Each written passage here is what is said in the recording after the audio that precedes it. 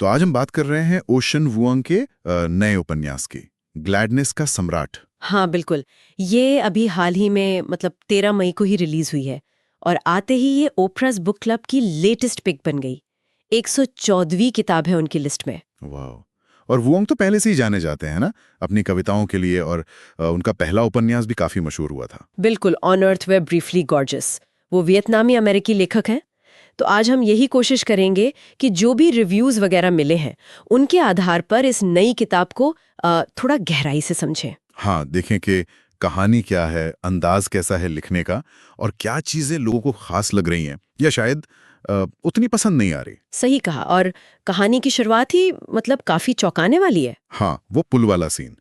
एक 19 साल का लड़का हाय नशे और निराशा से जूझ रहा है, और शायद आत्महत्या के बारे में सोच रहा है। साल की महिला पहुंच जाती है ग्राजीना, लिथुआनियाई मूल की हैं और डिमेंशिया से पीड़ित। और वो उसे रोक लाती हैं। न सिर्फ रोकती हैं बल्कि अपने साथ घर ले जाती हैं रहने के लिए।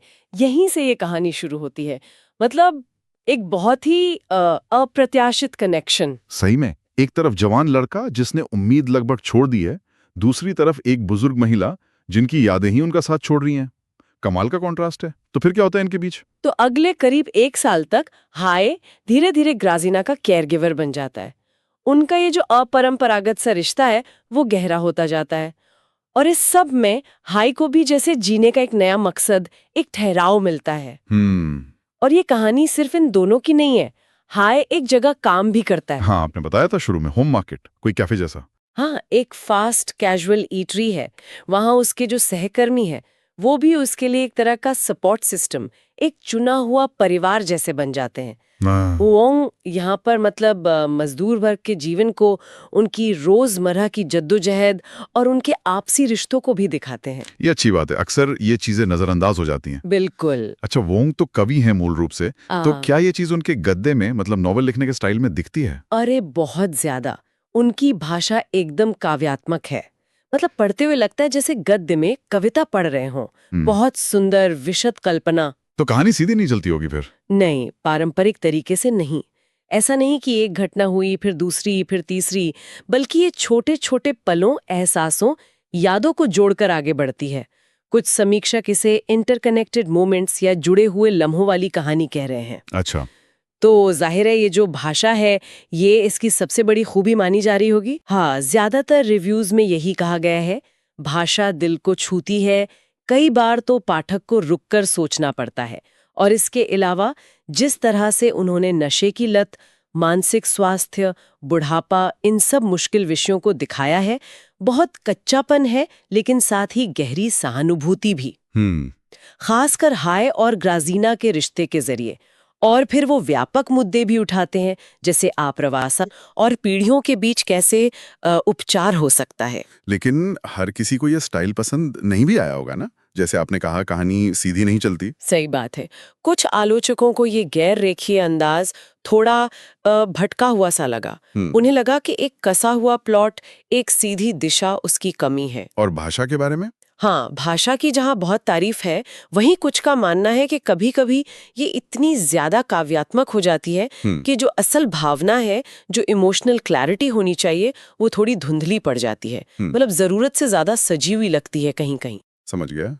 और किरदारों के बारे में भी कुछ कहा गया, हाई और ग्राजीना के अलावा? हाँ, एक आलोचना ये भी है कि कहानी में और भी कई किरदार हैं, जैसे होम मार्केट वाले लोग, लेकिन शायद मुख्य फोकस इतना ज्यादा हाई और ग्राजीना पर रहा कि बाकी के किरदार उतने उभर कर नहीं आ पाए। थोड़े कम विकसित लगते हैं कुछ समीक्षकों को। ओके। अगर कुछ बड़े रिव्यूज देखें तो द गार्डियन ने क्या कहा? द गार्डियन ने इसे दिल दहलाने वाला, फिर भी भावुकता से परे कहा और उसके काव्यात्मक यथार्थवाद की तारीफ की। और एपी न्यूज, वॉशिंगटन पोस्ट? उन्होंने इसकी अस्तित्वगत गहराई और संघर्ष करते अमेरिका के प्रामाणिक चित्रण को सराहा। अच्छा।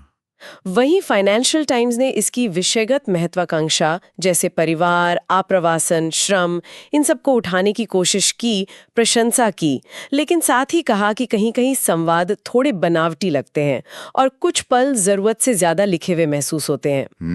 Los Angeles times? LA times ने किरदारों की इंसानियत पर जोर दिया, इसे शानदार और उदास बताया और कहा कि ये दिखाता है कि अमेरिकी सपना कितना मायावी हो सकता है। और कर्कस ने तो शायद स्टार दिया था। हाँ, किर्कस ने स्टार रिव्यू दिया और इसे अंतरपीढ़ी आघात का एक अद्वितीय अन्वेषण कहा। तो कुल मिलाकर लगता है कि भले ही कहानी कहने के तरीके पर कुछ लोगों को आपत्ति हो, लेकिन किताब की भावनात्मक गहराई, उसकी भाषा और उसके किरदारों को लेकर ज्यादातर लोग प्रभावित हैं। बिल्कुल सही।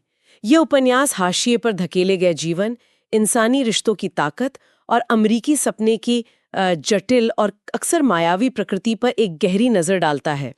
वोआंग का नजरिया उन लोगों के लिए खास मायने रखता है जिनके लिए वो सपना कभी सीधा या आसान नहीं रहा। सच में। और शायद यही वो सवाल है जो ये किताब हमारे लिए छोड़ जाती है।